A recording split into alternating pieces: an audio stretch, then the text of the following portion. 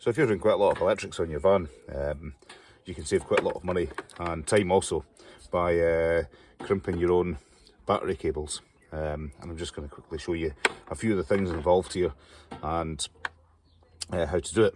So first off, I'm going to crimp this. This is 10mm cable, and I'm going to put a terminal in here. This is to connect into this little fuse box here. So if I was having these made up, it costs quite a bit of money and also time. You've got to pay for carriage, and you've also got to measure your cables correctly as well. So by having a few simple things which don't cost a lot of money, I can save time if I'm doing a few by and getting the cables exactly the right length and how I want them as well. So first off, the crux of this is we're using these copper ring terminals. They are actually copper, and they're sort of coated with zinc or sort of soldered or something like that. So these are better than the little crimp terminals. It's a proper connection, and they're also tougher as well. So how you size these is they've got some numbers on them there, and so this one here is a 70-10. So 70 being the cross-sectional area of the cable, which you'll know because you've ordered 25mm cable or 10mm cable or 16mm cable. And the second one is the size of the hole. This is a 10mm hole. So this is used for a 70mm cable onto a 10mm battery stud, so pretty beefy cable.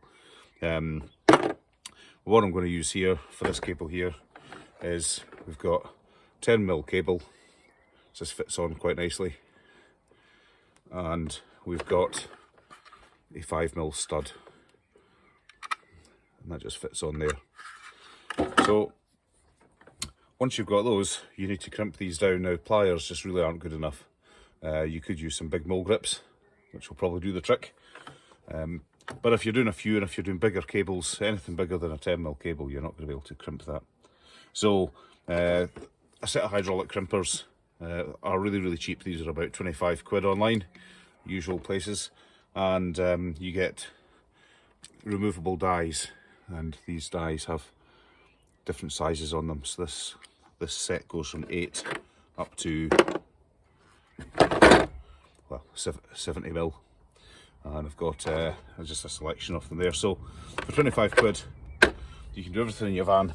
These will probably pay for themselves, and also you'll be popular with other people, be able to do your neighbours and your friends favours as well. One thing I found with these, they are Chinese. One thing I found with these is they don't really crimp very well with the size it's indicated. So as you can see, I've got an 8mm die loaded up, but we're crimping a 10mm terminal. Now if I put 10mm on here, it doesn't really crimp it hard enough, so that's why I've done that. So they're dead simple, and these are rated to supposedly 8 tons. We'll see. So this is just a hydraulic valve. You just turn that when it's set to the on position. You pump this, that closes the jaws to open them up. Just turn it round to off. So we've got a terminal. The other thing that's useful is heat shrink, and you can buy selection boxes far cheaper. If you're doing bits and bobs, then you can find out what size you're using a lot of and just reorder that size. So a bit of heat shrink over there makes a nice professional finish. Because what tends to happen is over time, however close you crimp this here, this will always creep out if there's any kind of bending or strain on there, and you're left with something that looks like that over time. Pretty terrible. So putting this in, putting a bit of heat shrink over here also gives this, it stops moisture getting in and any oxidisation between the cable and the crimp, which if you're starting to get oxidisation after a few years, or maybe it's a marine environment, maybe you're doing this on a boat, you'll get a high resistance in there, which will reduce the voltage, increase the current, heat up, and it's not something you want. So but not much to this. Basically we'll get this to a point where it's just about fitting through. There we go, that's holding itself nicely. I'll give it another little nip up. Make sure that's in there.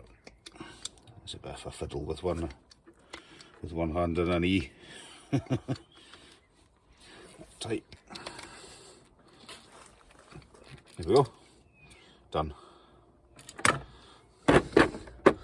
And what we're left with is a nicely crimped ring terminal. And then on here, slide the heat shrink. You don't want to go any further than that.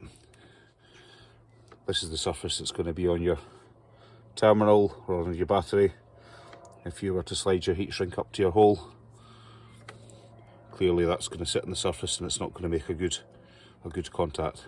So just sliding it back to the top of this collar is absolutely fine. If we get a bit of heat in there, these are a bit too hot. You get the idea anyway.